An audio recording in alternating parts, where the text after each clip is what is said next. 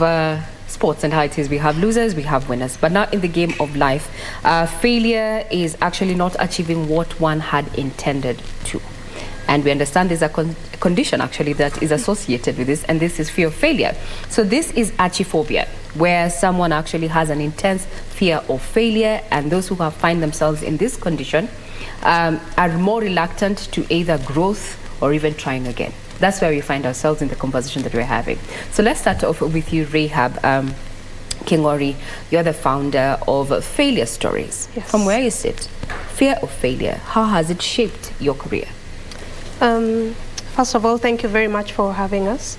I think fear of failure is the thing that just holds us back from achieving what we're capable of achieving. Yeah, the minute you're afraid to take that first step, the minute you're crippled by fear, because and it's just pretty much fear of the unknown, you know, because we're always told to just take that first step. Yeah, and it's what we're trying to do is to just sensitize people that yes, failure is inevitable, you know. For as long as you want to be successful, at some point you will fail. Yeah, so it is just to be confident and be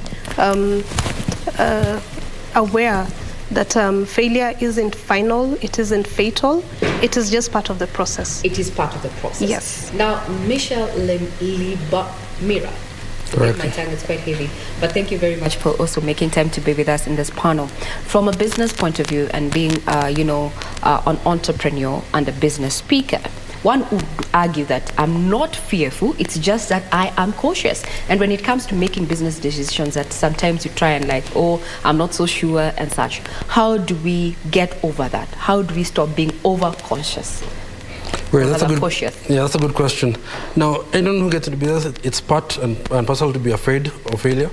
And what happens is you have a lot of people don't have confidence or people to back them up to actually move on with what they want to do, and that's why they end up being afraid to start a new process.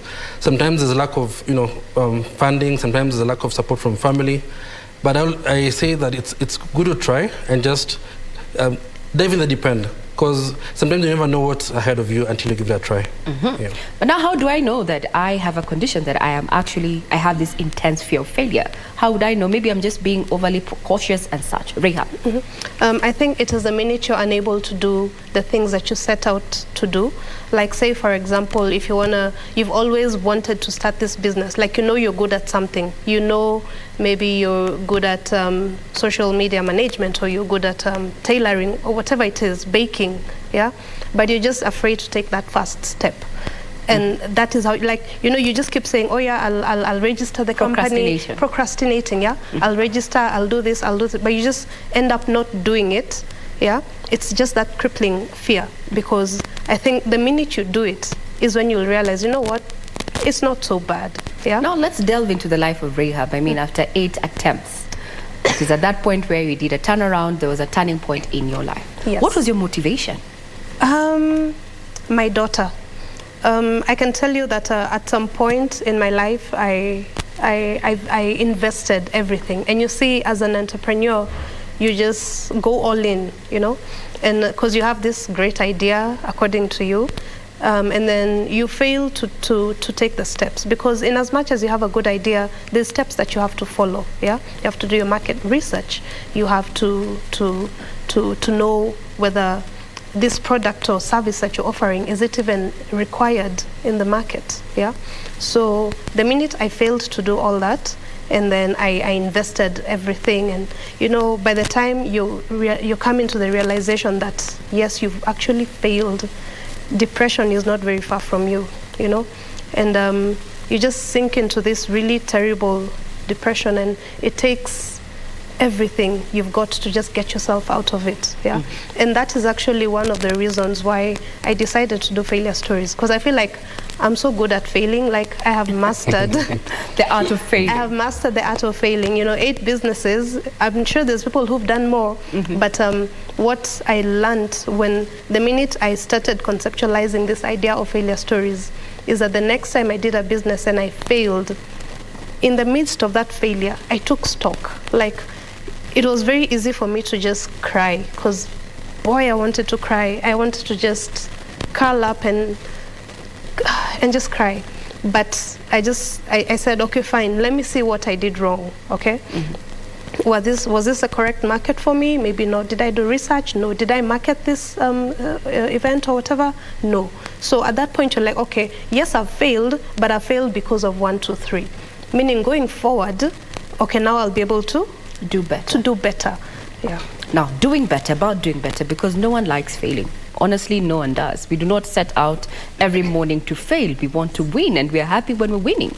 Now, Michelle, when we're talking about entrepreneurship and also the cost it takes to set up a business, as I said, there are things that she's learned in her experience. You have to do a market survey. You have to follow the due process, actually, especially if you're getting into business. But now, what if you find yourself in that situation? You've invested, you're stagnating because you can't invest more, you're not getting profits, and you also can't back out because you've invested too much. How do you make positive of that situation? Because a majority of startups, it indicates that they do not go past 5 years since they opened up shop. How do we learn to survive that scope? That's a good question. As an entrepreneur, one thing that is very important is for you to have a crocodile skin, a very thick skin. Oh, thick skin. It's a lot of people just think you just get into business and it's success overnight. It doesn't always happen like that. I'll give you an example. My first major business is we had 4 partners and we invested in a bar and restaurant, and we put about 600,000 shillings on the table. And to cut the story short, in 3 months, we had issues with the police, we had issues with the landlord, and we had to shut it down. And from that experience, I realized that you can actually move on. If it reaches a point where you're saying this is not working, just go back to the drawing board, sit down, and take your time to think about it. You don't have to continue doing something that is not working for you. You can always do something better. If maybe say you feel like maybe you are a good cook, you can try catering. It doesn't mean that maybe if you thought that I would be a good maybe in matatu business, for example, it's okay to actually go and strategize. List down, in my experience, I'd say list down about 4 businesses that you think you can actually try and focus on them. Majority of entrepreneurs skip from one business to the other. They try this, it fails. 3 months, they try something different. So in 2 years, they've tried 10 different businesses which are not working.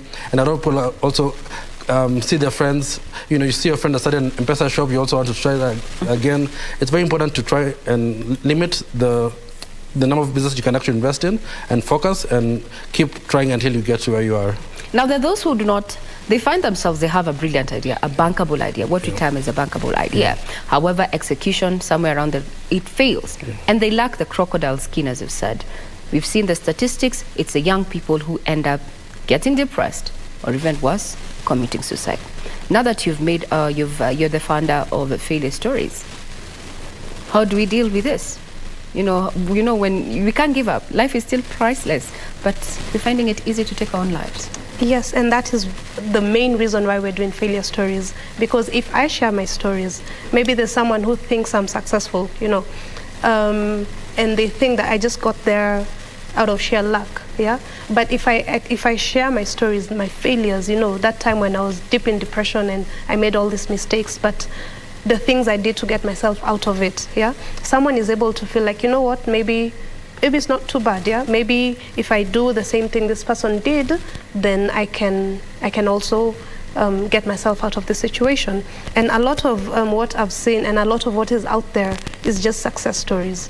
And the thing with success stories, they just inspire you. You're just wowed by them. Actually, I saw a meme online, and someone was saying, I started this business with nothing. Then someone queried, what is the value of nothing? This is the aspect that we do not talk about.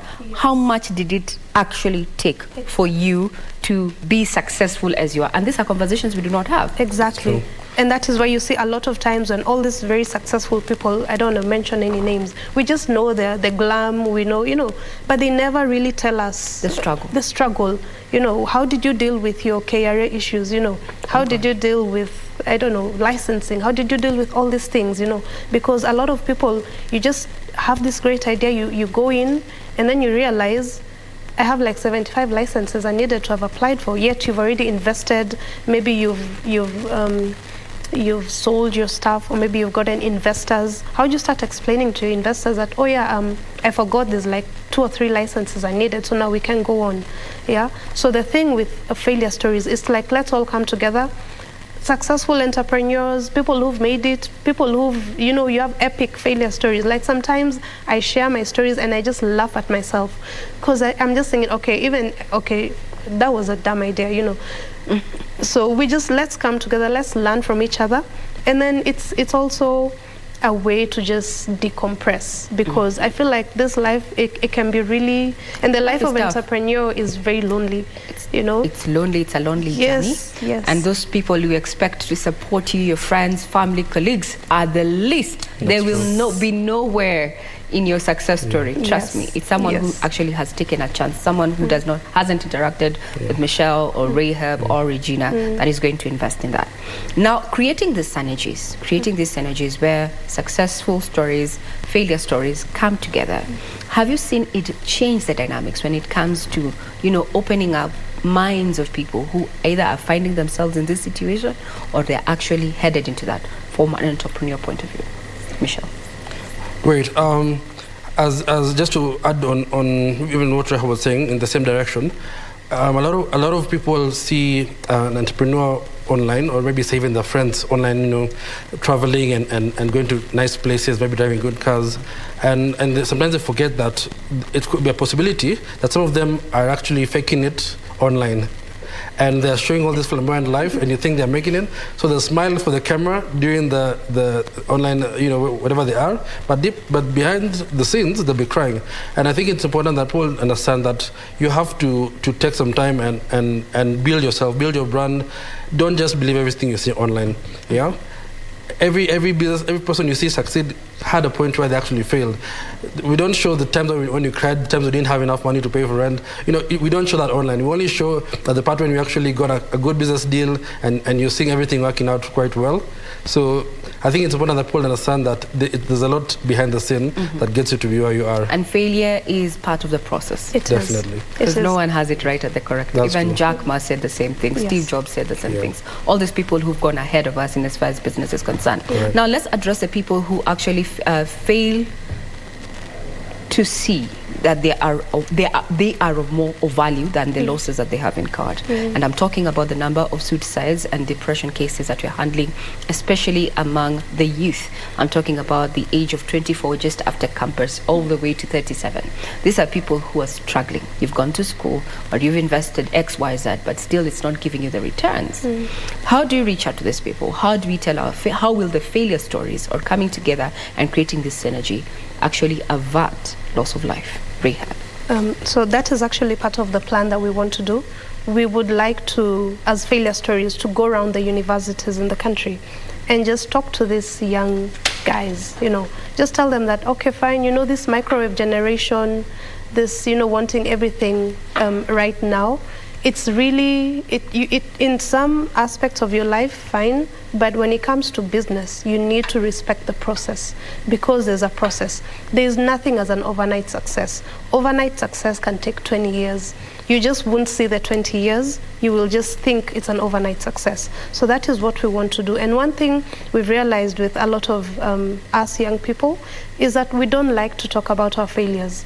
Yeah, we really shun the idea of talking about our failures. So what I've done, and since I started doing failure stories, is just to encourage people to share, yeah?